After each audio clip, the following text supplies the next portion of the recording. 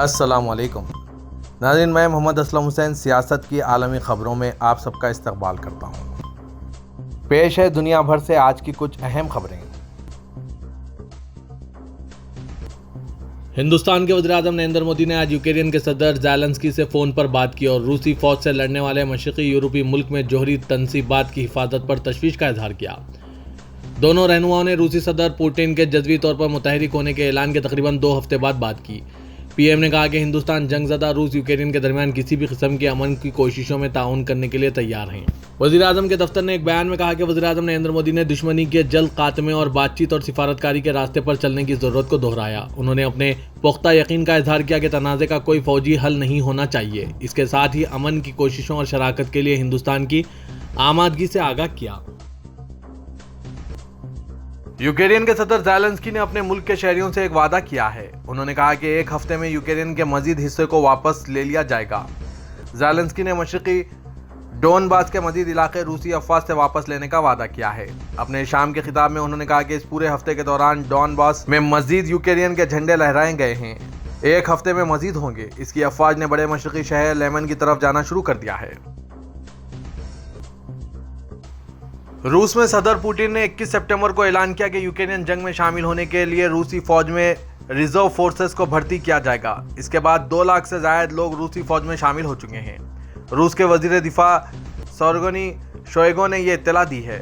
उन्होंने टेलीविजन पर नशर हुई एक कॉन्फ्रेंस को बताया, अब तक 2 लाख से ज़्यादा लोग फौज में शामिल हो चुके हैं। यूक्रेन में कई नाकामियों के बाद रूस यूक्रेन में मजीद फौजी भेजने की तैयारी कर रहा है। रूसी पार्लियामेंट ने यूक्रेन जंग के लिए फौज की भर्ती को जज़वी करार दिया था और 3 लाख नौजवानों को भर्ती करने का मंसूबा बनाया था। बांग्लादेश में पावर ग्रिड फेल होने के बाद तकरीबन 130 मिलियन लोग बिजली से महरूम हो गए हैं।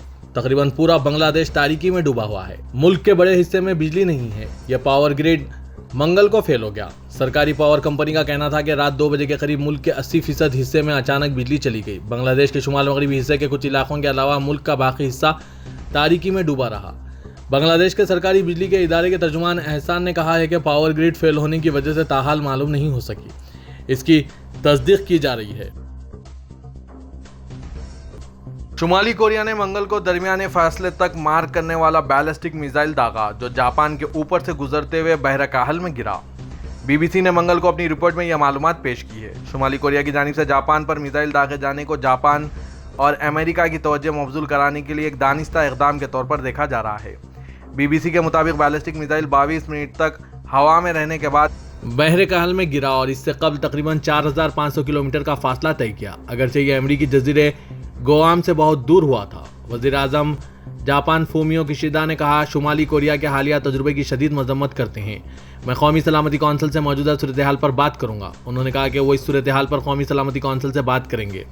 किशिदा ने लॉन्च को पुरतशद्दुद कार्रवाई करार दिया।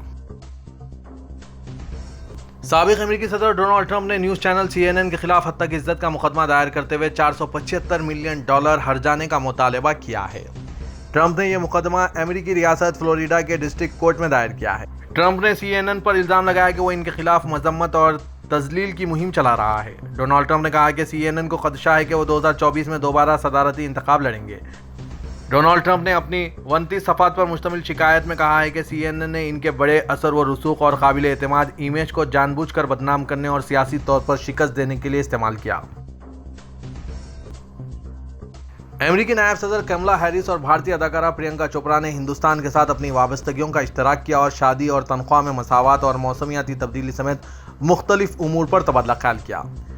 अदाकारा और प्रोड्यूसर प्रियंका, जो अब लॉस एंजल्स में मुकीम है, डेमोक्रेटिक नेशनल कमेटी के वुमेन्स लीडरशिप फोरम ने नायब सदर हैरिस से इंटरव्यू के लिए मदऊ किया था।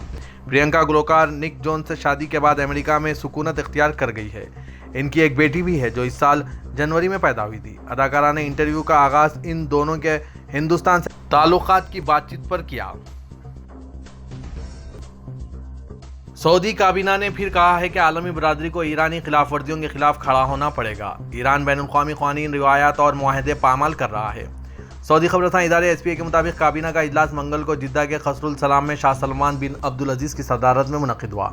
काबीना ने इराक़ के अमन व इस्तेहकाम को खतरात लाहक करने वाली तमाम जारहाना सरगर्मियों को फिर सख्ती से मुस्तरद किया है। सऊदी वली अहद शहजादा मोहम्मद बिन सलमान ने मुमलिकत में नए शहर और कसीर अल मकासिद बस्तियां तामीर करने के लिए सऊदी डाउनटाउन कंपनी के क़याम का ऐलान किया है। सऊदी खबरस्तान इदारे SPA के मुताबिक सऊदी डाउनटाउन कंपनी शहरियों का नया इंफ्रास्ट्रक्चर कायम करने और प्राइवेट सेक्टर नेज सरमायाकारों के साथ मिलकर स्ट्रैटेजिक शराकत को फ़रोग़ देने का काम करेगी।